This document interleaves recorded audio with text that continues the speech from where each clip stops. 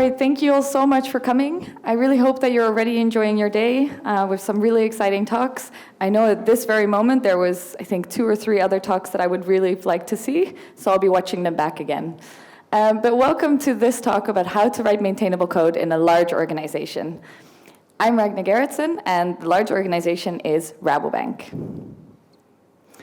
A little bit about myself. I'm a Java developer, software engineer, DevOps engineer, whatever we call ourselves, I never know. I work at Rabobank. I've been there for nearly 4 years, and I work for the department insurances. And I'm also a community lead of the Java community, cloud community, and for me, especially in my heart, the women in tech community. And a bit about myself is I absolutely love reading. When I get into a book, I cannot put it down. So on the way here, I was reading in the train. On the way back, I'll be reading in the train. And I really, really love drinking with friends, having a glass of wine, making a cocktail together. And that's a topic that might come back in the demo. So on the agenda today, we're looking at how to write maintainable code. So let's first look at the problem. Then we have some types of reductions. As maintainable code for me is all about reducing your code, making your code more manageable by writing less code. And I want to focus quite a bit of time on a demo. And for me, whenever you give a presentation, especially a demo, you have to always talk about the pitfalls that you see, about the drawbacks of doing it. Not everything that I'm going to talk about might work for you. So bear that in mind. And especially we need to look at the benefits, because why else am I standing up here in front of you today? And a little bit about what more can we do? What else?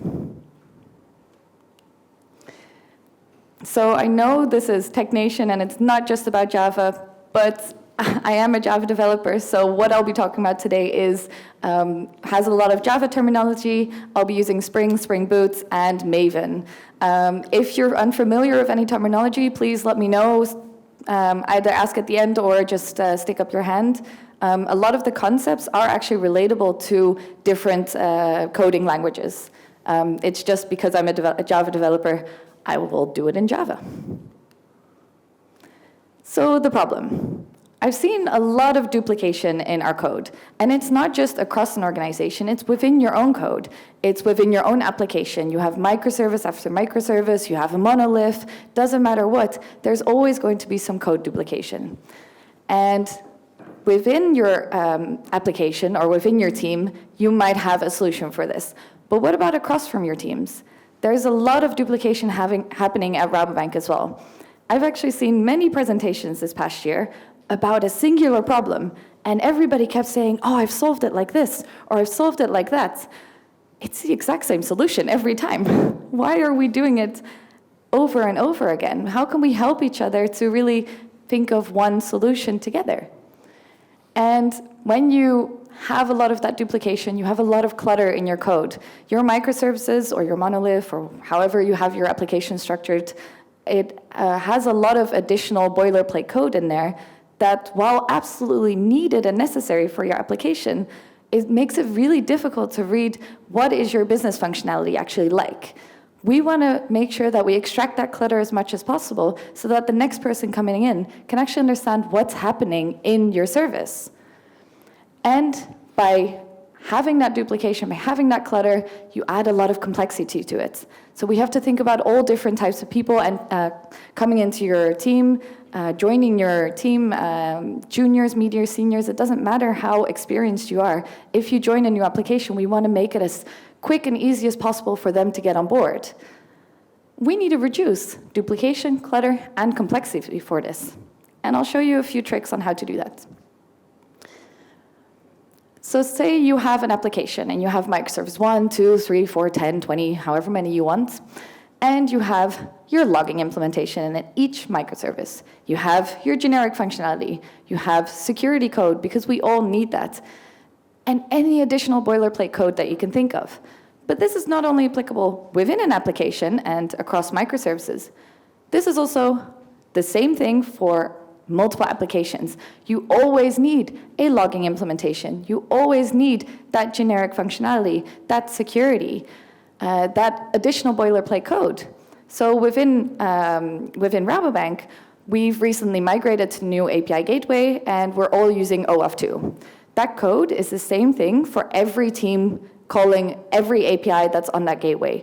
It's the same code over and over and over and over and over again. So how can we reduce this a bit? These are just some examples. There's many more. One of my absolute favorite things to do is to generate some code. And I'm not talking about some really cool AI model or anything. I'm just talking about simple OpenAPI. Even though it's common, widely used, I still see teams not using it. I see them looking into that Swagger UI and rewriting that API code themselves.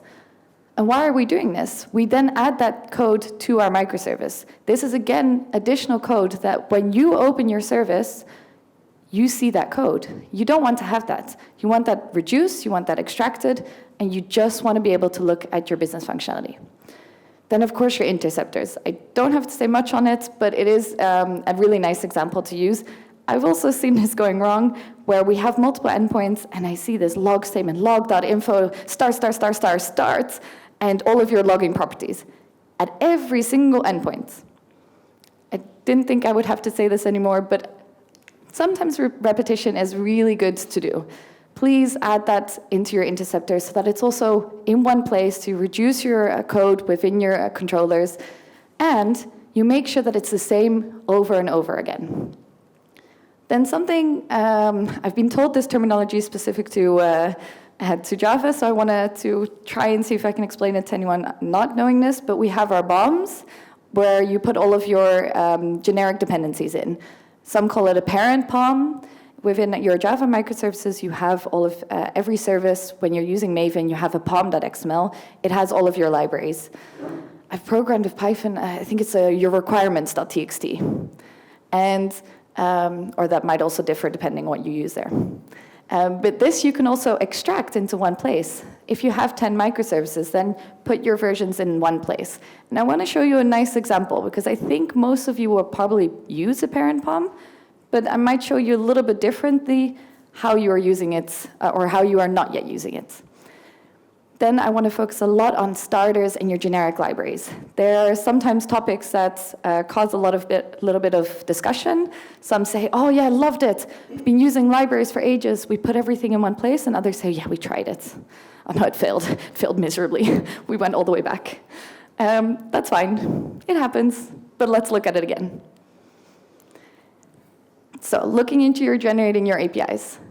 What it allows is you have your API specification. You have documentation right there available. When you generate your APIs, when you use OpenAPI or Swagger if you're still in the old versions, you have that API specification there available to share across teams. And sharing that across teams doesn't only mean across teams like different backend teams, but it also means your front-end team. Front-end can also generate codes, generate your clients, your backend endpoints using OpenAPI. That's something not a lot of front-end teams do yet. I know my old team at Rabo, they just started doing it, and there were only 1 or 2 teams that used the library, or I think it was a plugin, to actually be able to do this. And there was some kinks and confusions, but maybe it's open source, so maybe the more people who do it, the more help we'll get. And this really ensures backwards compatibility as well. It ensures that the backend is in control, they update the specs, and share it with the front end. It means that nothing can go wrong. And we like being in control. It's the same thing from where you're sharing your APIs between backend teams, right? We like being in control, so the provider of that API wants to share those specifications and be in control. This is a nice one. I thought, let me try my hand at AI generation. I'm not very good with AI. I don't really know where to look very well, so I just thought, let me pick up some ChatGPT and try and make an example of what I'm going to tell you, and I hope it fits a bit. But when you have your logging within a microservice, it probably, or within one application, it probably will be consistent. You have the same logging properties, but have you thought about what's happening across your departments? What's happening with the application or the team sitting right next to you? What if you're creating generic building blocks and they want to add some logging to that? And 2, 3 applications will use it. All of a sudden, that logging doesn't fit everywhere. You're having to create these complex queries to still get the same logging or same monitoring across. This is, again, something that might not be work for everyone, but it's just an idea to think about. if you have a department, it might be useful to have the same logging everywhere. And then we get into the complex thing of autonomy versus, generically build things. We'll get into that. Our starters and our libraries. So our libraries are more across platforms, across teams, across applications, across departments. You use them all the time, but you can create your own as well. What about putting some security code in there, some OAuth2 code in there? We all use it, why not? You have a lot of other boilerplate code that you might want to share across different teams. You can also, don't be scared, enforce standards. We all hate the word standards, but yet sometimes it can be useful. Sometimes it does allow you to have one way of doing things across different teams. And maybe it's too much to ask to do it for one organization. And with standards, I always say, don't choose one or two. Have it a bit open. Have 2 or 3 standards and allow teams to always deviate. So it's something that you have to see, how does that work for you? For your starters, so that's something that's application specific. This is something where every microservice that you create, it starts off with that starter. That's your parent. You will add that to every microservice.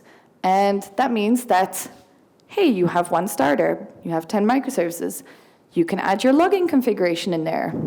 You can add additional client configuration in there. You can add other configurations, such as object mappers, for example. And any application-specific code. You might have something that's shared across a few services. You can add that to your starters. That's fine. You can make your own library that's just shared within your application. That's fine. I'll also show you how to add different modules to your starters so that even if it's not generic for your whole application, it can still be put into that starters because you already have that dependency in there. And that leaves your microservice, of course, custom annotations. Within your starters, you can make custom annotations, and those custom annotations, what they allow you to do is you put that into your app configuration of your microservice, and it enables all of the configuration, all of the additional things that, in Java at least, we need to be able to use that. Those custom annotations do that for you. It's great. It works really, really well. And that leaves your microservice with only your business functionality and only some very service-specific configuration. I don't know what about you, but for me, this is like an ideal picture.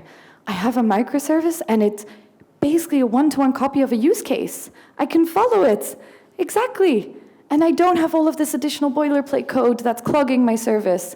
And I can understand it. And a new joiner can right away understand what's happening. It's great. So I gave this presentation, or a variation of it, a little while ago, and a colleague said, have you read that book, Team Topologies? I must admit, I haven't read the whole thing, but I did get some really nice points out of it. And what the book talks about is you have 4 fundamental teams within an organization or within one department. You have your stream-aligned teams, that's your application teams, and you have a really important one, your enabling teams. Those enabling teams, one of the examples they gave was, for example, creating a generic pipeline library for others to use, because all of your code scanning tools, all of the things that you do in your pipeline is the same over and over again. What if those enabling teams also create these libraries? What if they're there to help you with putting all of your OAuth2 code that you always do over and over again and create it for your entire department? What if they help you do a little bit more than what they're doing now? I know we all love demos, so let's go to the demo. We'll talk about starters. I show you an example. We'll also show an example of a library. Want to go into OpenAPI a little bit, just to share that example with you, discuss interceptors, and some configuration, mainly client configuration. Demo time.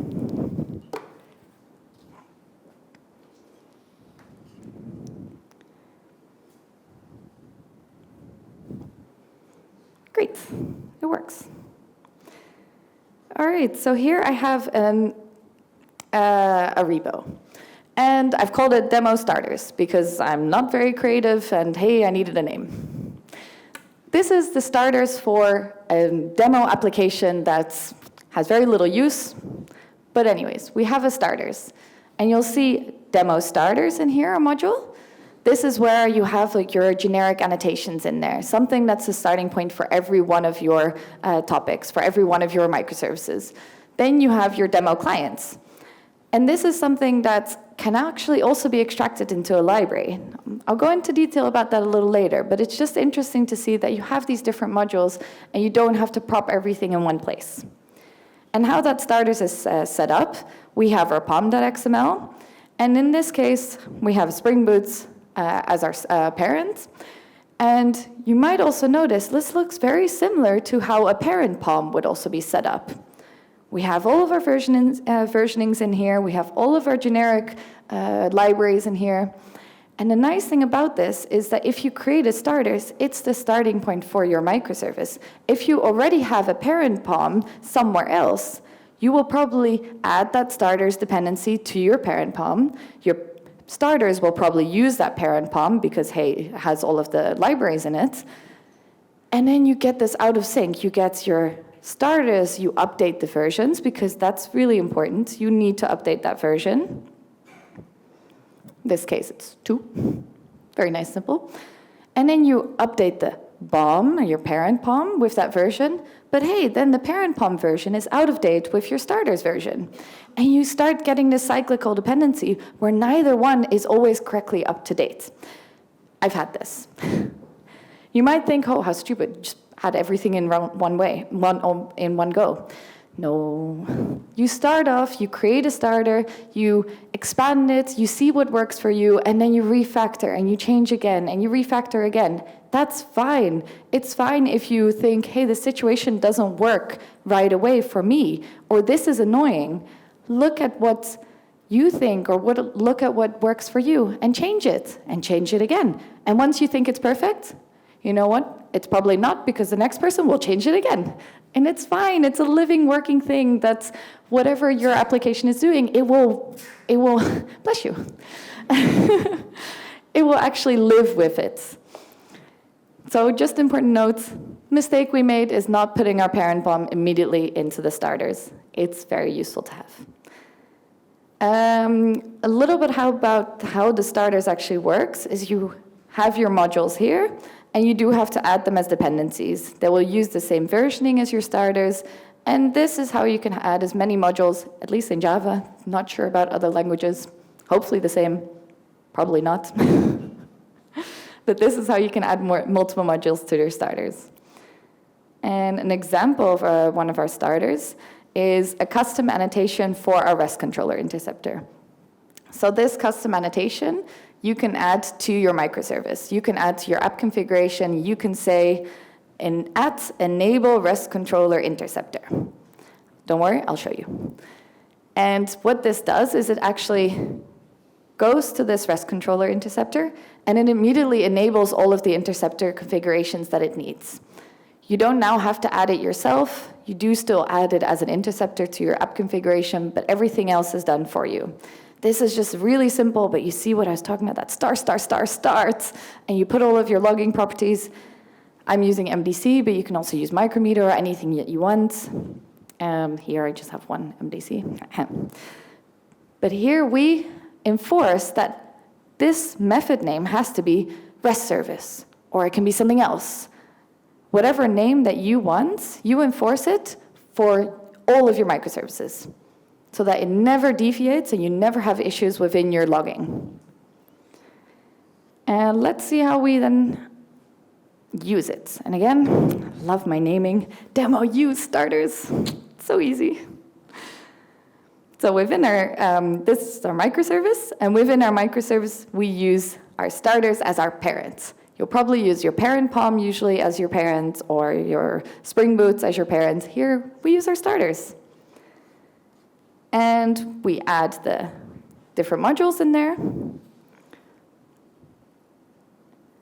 And in our app configuration, all we have to do is @enable REST controller interceptor. And what it does is that REST controller interceptor that we created, it overrides this handler interceptor. So we still add that interceptor in here, but it overrides it with our REST controller interceptor. And that's it. That's all the logging that you need to add to this tiny little microservice. Probably you'll have a separate directory here with logging or interceptor or whatever you want to call it. That's not there. We've extracted it. We've reduced our code, reduced our complexity, reduced our clutter. Let's go back to our starters. So this was just one example of a custom annotation, but you can do any form of custom annotations. I think I've seen like 20 in one go, and then they thought, oh, this was getting very complex. Their starters was very complex. It wasn't readable anymore. So what they did, they separated it into different modules. So let's look at another module.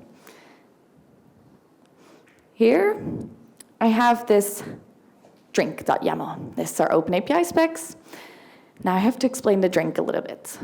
Usually, this demo code I started a while ago. It's very simplistic code. And in my very creative mood, I was going to give the presentation on a Tuesday evening. And Tuesday evening happens to be my wine night. So of course, it has to do something with wine, drinks, cocktails, whatever you want. But we order a drink here, or we create a drink. So this is our API client. It is the bartender that we asked to create that drink for us. And we add our schema here. This is something that we can then get from an integration catalog. You have that Swagger UI available, and you click this wonderful button, and it's called Download Schema, and you add it to your code. You, of course, still have to enable it. You have to execute it. In this case, we're using OpenAPI Generator Maven plugin. It's used for many different languages. So I know there's a Python version. I know there's other versions for different languages. Look which works for you. And we execute our drink.yaml. And one important thing is our config package.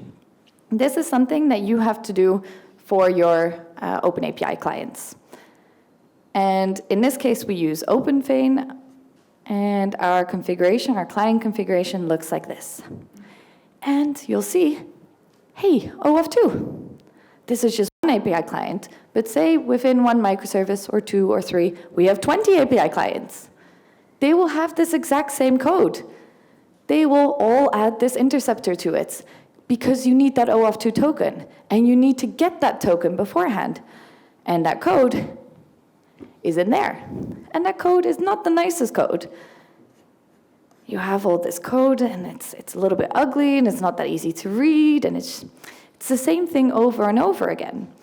And what we've done here is we've put it into our starters so that it can be used everywhere and reused everywhere. So the next client, API client you put in here, all you have to do, add the YAML,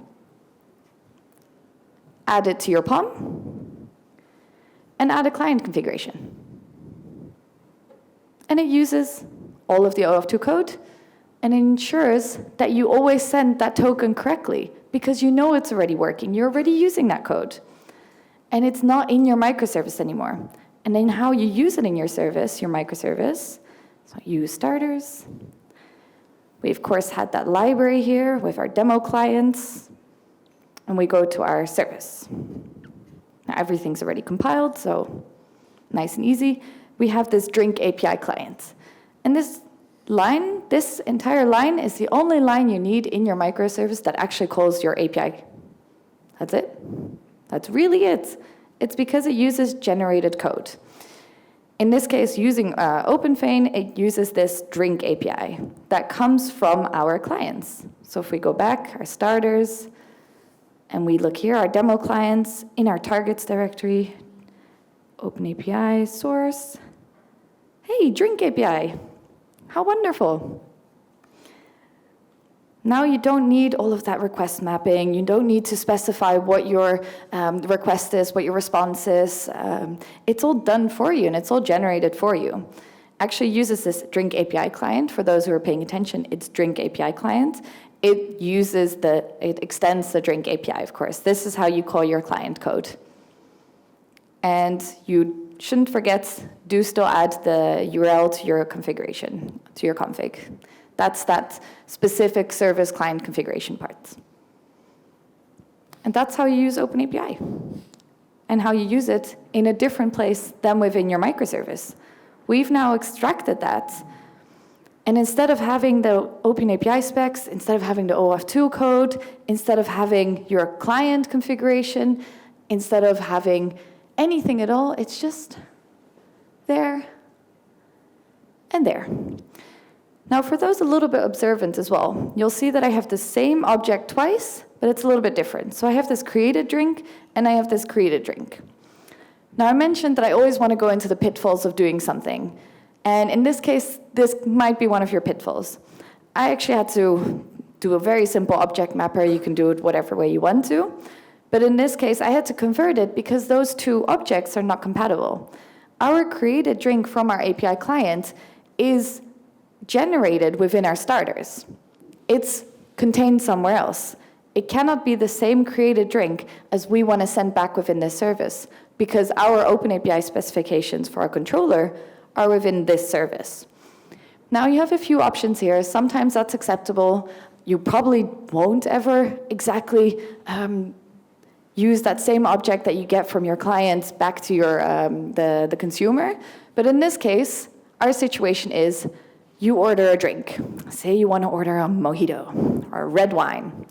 All lovely. Very much looking forward to the bottle this evening. And you give that to your waiter or waitress. You give that order. That waiter or waitress goes to the bar, and they ask the barman or woman to create that drink for you. The waiter or waitress does something with the payment. In this case, you can give 1 cent and it will be okay. It's fine. Well, €1. Integer. But it's fine. Very cheap cocktail.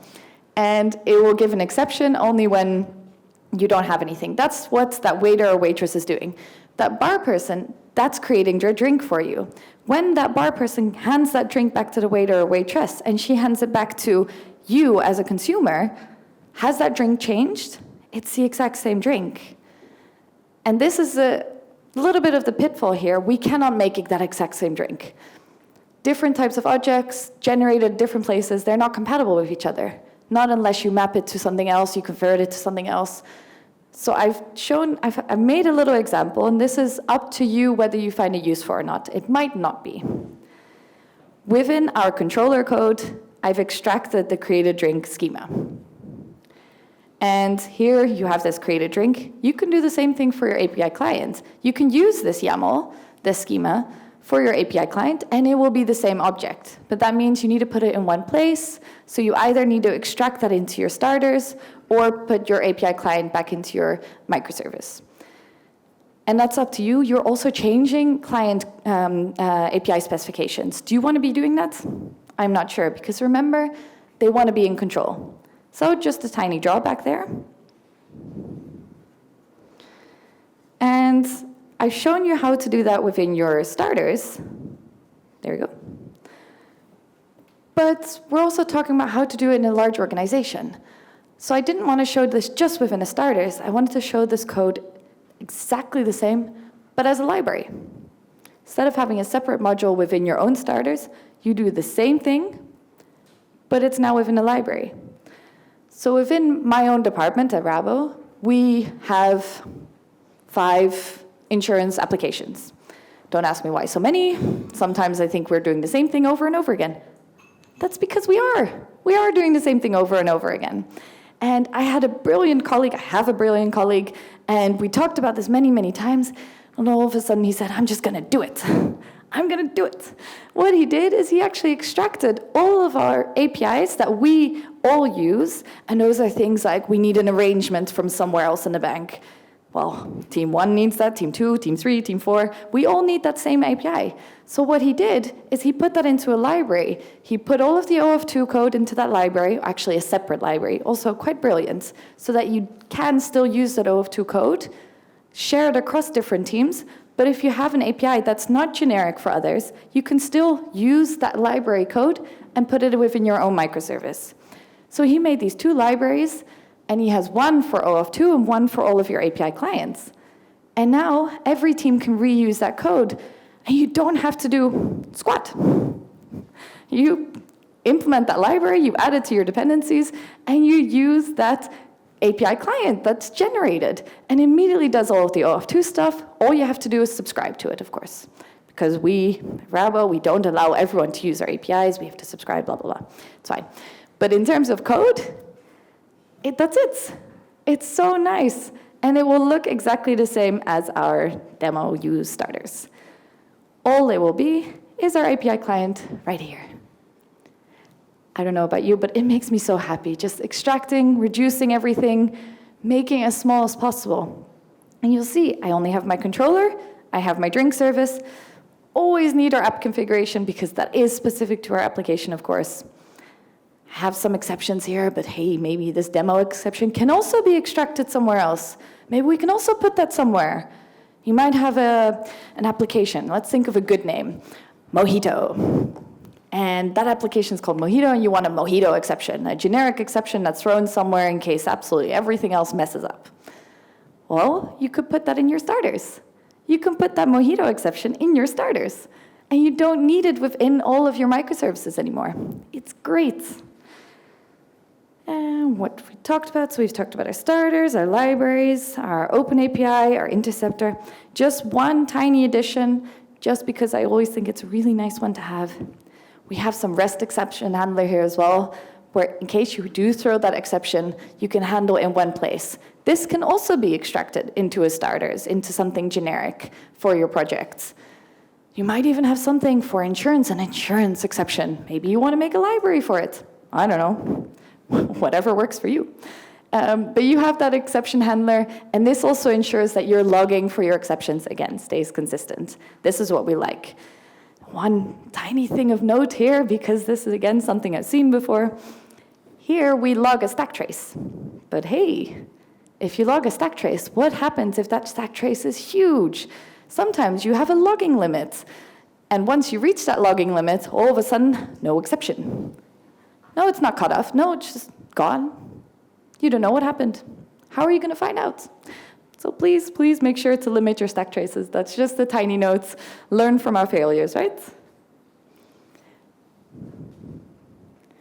So let's go back. So we spoke about some pitfalls. Let's revisit them. We have a dependency now. We have a dependency on a library. We have a dependency on a starter. We have a dependency from your microservice to something else. And it's not only about additional dependencies within your POM, of course. It's also about what I talked about with that created drink. You cannot make it one object anymore. So you have to be sure what works for you. Figure it out. Maybe in certain situations you will put something in that starters, or you want to make a library. And maybe in other situations you think, this doesn't, I want my microservice to have more control. I want that control back into that service. Hey, it's fine. Don't look at me, it's fine. Whatever you want to do, whatever works, look at it for yourself, discuss it with your team. Maybe you've gone a little bit too far and you've created this dependency that's way too dependent on your starters, or a team needs to deviate too much from the generic library that you've created. That's okay. Just accept that it's okay, and then it's fine. And ownership is a really big problem, especially when you have these generic libraries. How are you going to build upon them? How are you going to share them? Who is the owner of that library? I have two situations for you, two solutions. One, and this only works if your teams are really mature, if your product owners are also very mature, and allow you to actually work on technical debt whenever you need to, and not at the latest possible moment. Because we've all had that, where our product owners only allow us when everything breaks. We don't want that. We want to be ahead of the curve. And when you then share that code with multiple applications, multiple teams, and your product owners allow you to work on that code together at any time, when you see a possible solution, a possible fix, a possible problem, you can immediately work on it. But this only works if you're very mature, if your product owners allow it, and if you have close communication with those teams. We've tried it with a pipeline library before. It works. But the issue we had was that our product owners don't allow us to work on it. So anytime that we thought, oh, this would be a great, great, great improvement, we were not allowed to work on it. Another situation is those enabling teams. Give those libraries to that enabling team. But please, for the love of God, please make it inner source. Make sure that others are able to make changes to that library and they're not dependent only solely on that enabling team, because then you get a dependency. And then you have to wait until they can put it in their sprint backlog and then put it in their sprints, and then you're already making your own solution, right? So yeah, make it inner source. And simplicity kind of goes back to that dependency part. All of a sudden we've extracted everything, but now you're stuck with two objects that are the same but are different. And also, if someone comes new into your team, what happens with them looking into your microservice and seeing this API call? They don't know that O of 2 is underneath all of that. They don't know what the interceptor looks like, how your logging properties looks like, if they only look at that microservice. So little tip, start off maybe with your starters, just to explain, hey, this is the basis for your entire service. Maybe add some documentation, add some text to your code, add some Java docs, whatever works for you, that's fine. But make sure that every time someone new comes into your team, that they are aware of what's actually happening. And then, of course, the benefits, because that's why we're all here.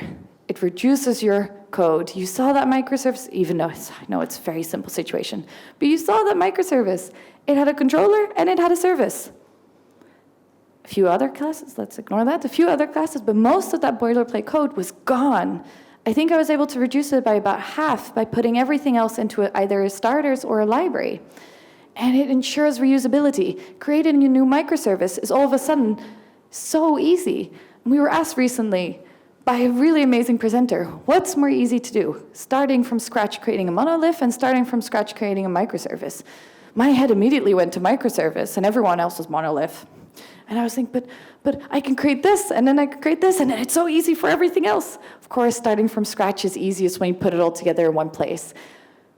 But that one step further, it's immediately easier if you've created these microservices and created the starters. And it enforces standards.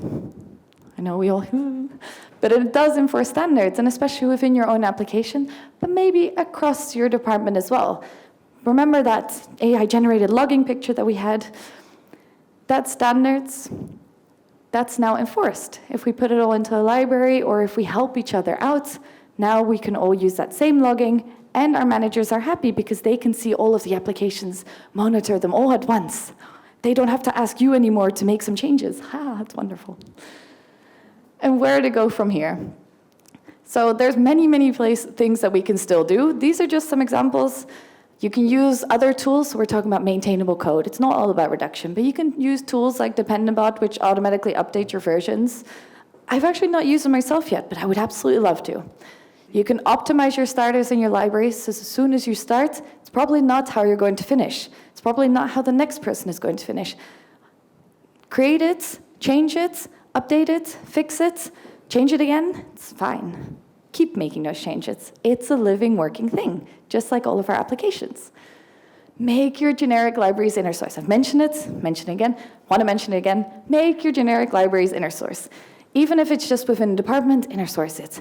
If it would be across the entirety of Rabobank, I want to make sure that it's inner sourced. And luckily, most of our projects, all the teams that are responsible for it, they say, if you want something, make a pull request, we'll review it. And I'm so happy they work that way, because it means that we help each other out. We share knowledge, we make changes where we see changes can be made, we improve things, we talk to each other. It's also very important. If you're all autonomous, you're all on these little tiny islands, you're not talking to each other. Talk to each other, help each other out, share some code. If you see someone duplicating your code, copy and pasting all over again, maybe say, hey, this might be a tip for you. That's actually it. Are there any questions? And also, let's connect. My LinkedIn is there, and for the GitHub code, it's all open. So if you want to look into the code, it's very simple, but it's might be useful for you.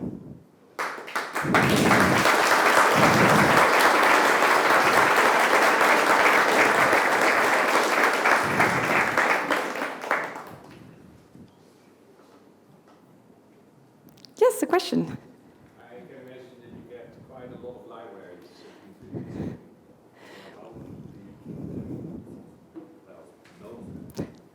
Did you actually build something that Oh, this is such an interesting question. And I literally just discussed the same question. I guess it depends on your organization or how you work. One example I had is that we now have one generic pipeline library for all of Rabo to use, except these guys at the front there at housing. They do things differently. Blame him. No, but what they did, and this example sucks actually, but what they did is they shared it. They shared a presentation about their pipeline library with our newly appointed CTO, Chief Technology Officer, and he loved it. He was like, "This is great. I'm gonna enforce it for you and you and you." So he put it on the. He put it on the tech prio list for all of the departments to pick up and to do. And then we were all like, what the hell? We have to all of a sudden do this. We've never heard about it. What's the reason? And it's a good thing. Don't worry. It's good that we're all moving towards it because it makes sure that we're helping each other out. We're not reusing code that we're not rewriting that same code, right? It's the same thing. But my advice would be don't do it that way. We have communities that share a lot of knowledge, and we try and get everyone from different departments involved, and not only developers. So when we have our Java community, we've invited a lot of the platform teams, a lot of the architects there as well. So in case they have something new, they share it in there, and we take it back to our own departments. We're also setting up some Java chapters where we as developers are a bit more in control. And I really hope with this, we each have, every department will have a chapter lead that will communicate with all of the other chapter leads. That in case the department is doing something, setting up these new libraries, that they're immediately informed. And we can go the technical route instead of the managerial route, which put on the tech prio list. And we're all like, what are we doing? But it's a difficult question. I actually saw quite a few libraries that do exactly the same, so you're just moving the problem to a different place. Yeah, but in this case, it might be that one department has that exact same library and another department has that same library. So if you move it to one place that's more generic, you reduce one library, maybe? Yes? How will you solve the problem with the versioning? With versioning? For example, you have a library, multiple of them, right? So you make a pull request, you make merge, then many other applications depend on that library. So then you also need to change them as well. So preferably automatic, if possible. That's a good one. We can do it automatically. That actually, yeah, exactly. So that is part of our generic pipeline library that we nowadays have. They also have an automatic versioning update. So you can also subscribe to that automatic versioning, and they look into your versions, into your library versions, and we have our repositories, central repository system where all of the versions are kept, and as soon as a new version pops up, it will update it. I'm a little bit skeptical there, though. What if you make a breaking change? No human eyes is looking at this. This is all done automatically. So it's a difficult one. Make sure that you don't make breaking changes. Have indeed some automatic versioning updates. Inform people. So with the use of our communities, if something has changed, if you have a major version update, inform them. Let them know. Communicate. Help each other out. Share. We have this absolutely amazing Engineers Week twice a year within Rabo. And what is that, 80 speakers across 3 days? They speak about whatever they want to. And a lot actually share what they're doing within their team. You're able to share that there as well. And otherwise, maybe go through the chapters or, I don't know. Oh yeah, it's time. Is there any other questions? And otherwise, if there's no time, you can come to me afterwards.